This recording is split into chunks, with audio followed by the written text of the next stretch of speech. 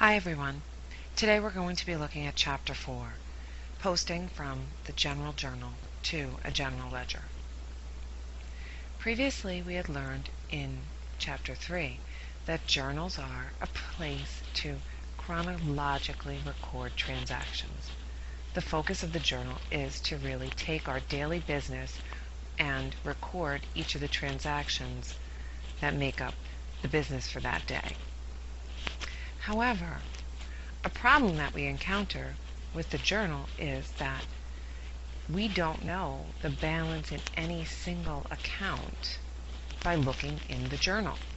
Again, the journal's focus is chronological recording of transactions. So, we need to do something to be able to tell the balances of any single account, because a business needs to know what is the balance of its cash account, what is the balance of its sales account, what is the balance of its capital account and its drawing account on any given day. So we use what is called a ledger. And in this case, we're going to focus on the general ledger.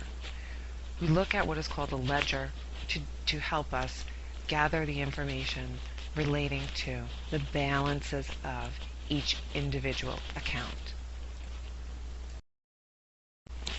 Hi. So the goals of Chapter 4 are to define accounting terms relating to posting from a general journal to a general ledger, identifying accounting concepts and practices related to posting from the general journal to the general ledger, preparing a chart of accounts for a service business organized as a sole proprietorship, and then posting amounts from our general journal to our general ledger, proving our cash balance, and then analyzing our transactions and journalizing correcting entries. In Chapter 2, we had learned about T accounts and how all transactions can be analyzed using them. We learned that it is a tool to help us determine the balances for each type of account.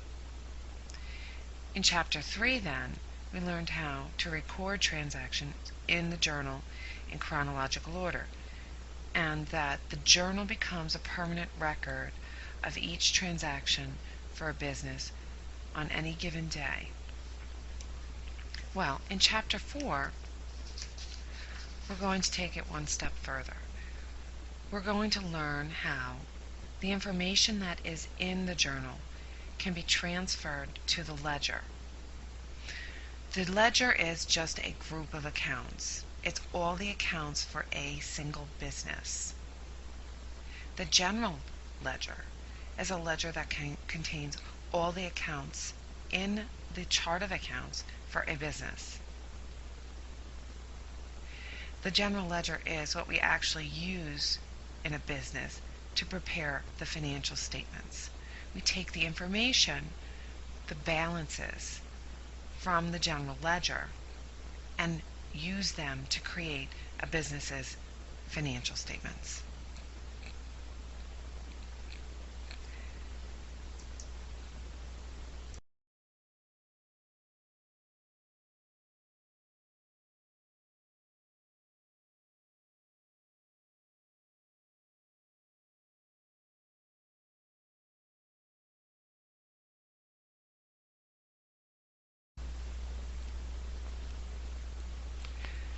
The ledger is what we call an account form. It is basically going to take the information that we learned in Chapter 2 relating to T accounts and place it in a form that is more user-friendly. The ledger is essentially made up of 3 sections. The first section. This is where we convey information that can trace our entry back to the journal page for that transaction. We put first the account effective and the date, an item if anything is needed, and then a post reference. We'll learn more about these on future pages. Then we have the information, just like in a T account, relating to the debit or credit parts of transactions. Whether the transaction resulted in a debit or a credit, that amount would be recorded here in the general ledger. Then lastly, we have the balance columns. These keep an ongoing running balance of the amount in each account after each transaction has been posted from the general journal to the general ledger. The balances in these columns should be maintained on the normal balance side for each type of account. The information that is actually recorded in the general ledger can be traced back to where the transaction is recorded in the journal by using the post-reference column. We use this what we call balance ruled account form because not only are the transactions recorded for each account here, but the ongoing balance for the account is also maintained. The account balance is calculated and recorded as each entry is recorded in that account.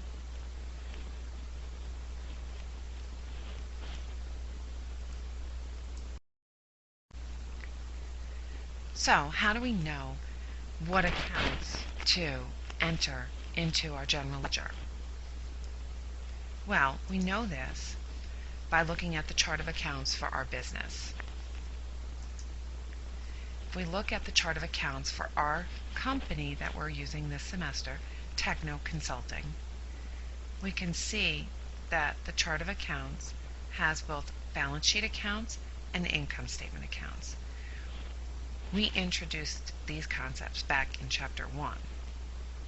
We also discussed at that time that our accounts can be broken down into the various sections, assets, liabilities, owner's equity, on the balance sheet side, and that the owner's equity accounts that impact the income statement are the revenue and the expenses. Every account, as you'll notice, every account in the chart of accounts has an account title and account number. So what information do we need from the chart of accounts? Well, let's look at the chart of accounts in a little bit more detail. The sections of the chart of accounts are broken down based on account numbers. The account number is a number assigned to an account from the chart of accounts, and that number is used in the ledger to record all the information pertaining to that type of account.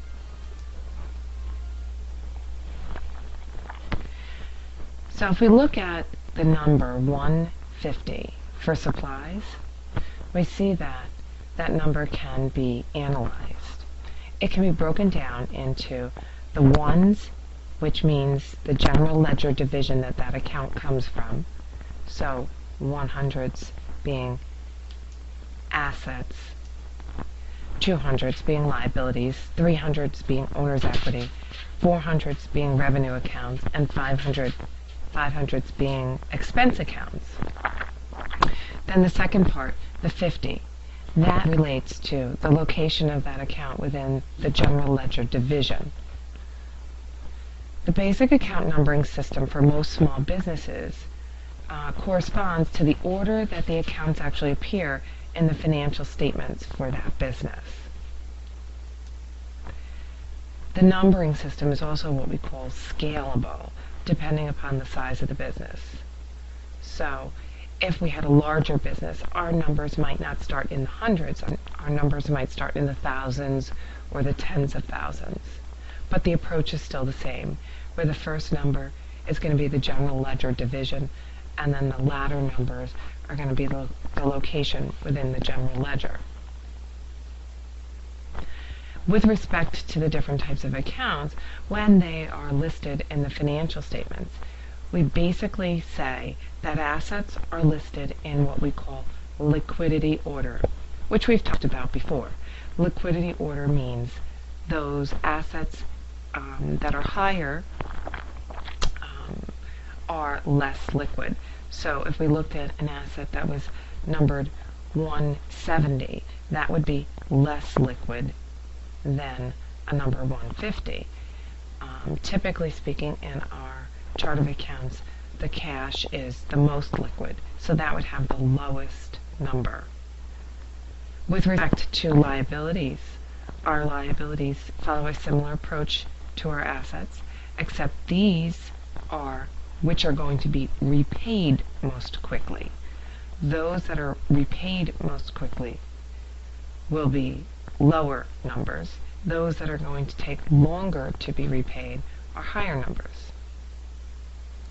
Our equity accounts are the capital account, the drawing account, and for now, the income summary account, which we will learn about in later chapters.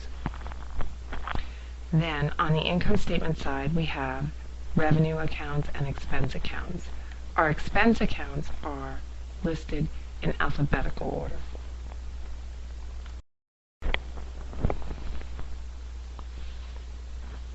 The chart of accounts contains the account numbers and the account titles for each account for that business.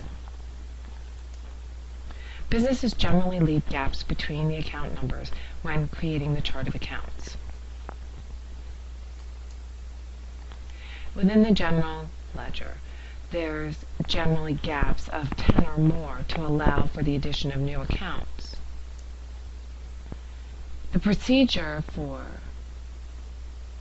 arranging accounts in the general ledger, assigning new account numbers, and keeping records for the accounts is called file maintenance.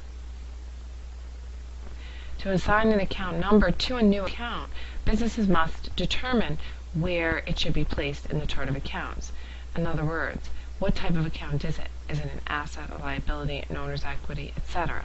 Depending upon how the business arranges its accounts, you would either insert the new account between two existing accounts, or you would add the new account after all the existing accounts. If we look on page 93, for example, in our textbook, we can see that Techno Consulting has a gasoline expense account. It is now a new account. It's a major account, and they've decided that it needs to be added into its chart of accounts. Techno looks at the expense accounts that it already has within its chart of accounts, and it arranges its expenses in alphabetical order. So if we look at the chart of accounts for Techno Consulting, we see that the company has the expenses, advertising and insurance expense. Gasoline expense then would fall logically between advertising and insurance expense. If we look at the account numbers for advertising expense and insurance expense, we see that the account numbers for those two accounts are 510 and 520. So therefore, if we were to insert the account gasoline expense in between advertising expense and insurance expense, we would give gasoline expense a number of 515. If we look further and we see that Techno Consulting also has a new account called water expense. Again, looking at their chart of accounts, we see that alphabetically it has supplies and utilities expenses. Therefore, water expense would alphabetically come after utility expense. So therefore, the water expense would get the account number 570. It's the new account that comes after all of the existing accounts.